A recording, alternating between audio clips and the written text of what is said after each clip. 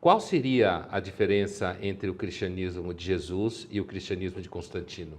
E como que a gente vê isso hoje? O Evangelho de Jesus, porque cristianismo para mim está irremediavelmente vinculado ao que aconteceu do quarto século para cá. Então, eu trato o que aconteceu antes do quarto século como o Evangelho de Jesus e as comunidades que foram estabelecidas em torno dessa fé.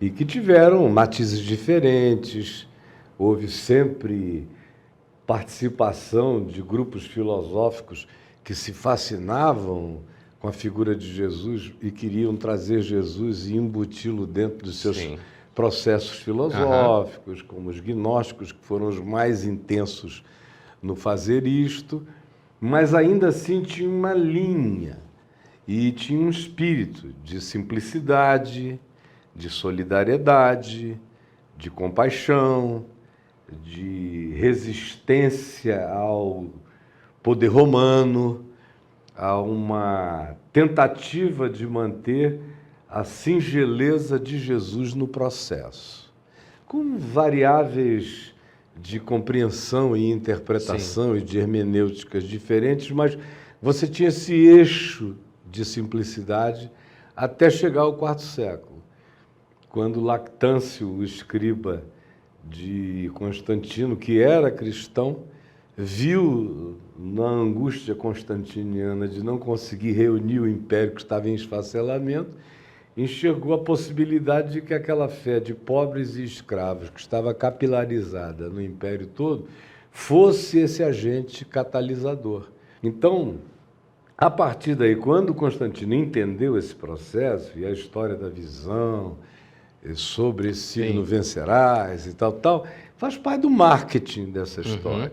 Porque o que ele viu mesmo foi a estratégia de unificação de um império em estado pueril, o que evidentemente veio a acontecer, e a corrupção que se seguiu a isso foi imediata, porque eram bispos pobres que viviam e tinham que trabalhar para se manter, comunidades pequenas, que de repente, aos milhares espalhadas, norte da África, Palestina, Europa, toda aquela região, Ásia Menor, antiga. Pois bem, ele viu que havia uma coesão, que existia a possibilidade disso. E ele ofereceu o status dessa, não só coesão, mas dessa amplificação daquele tipo de poder e persuasão. E foi aí que a coisa toda virou o que nós temos hoje. Desandou. Desandou completamente, de modo que o que se chama de cristianismo, para mim, é o pior inimigo do Evangelho.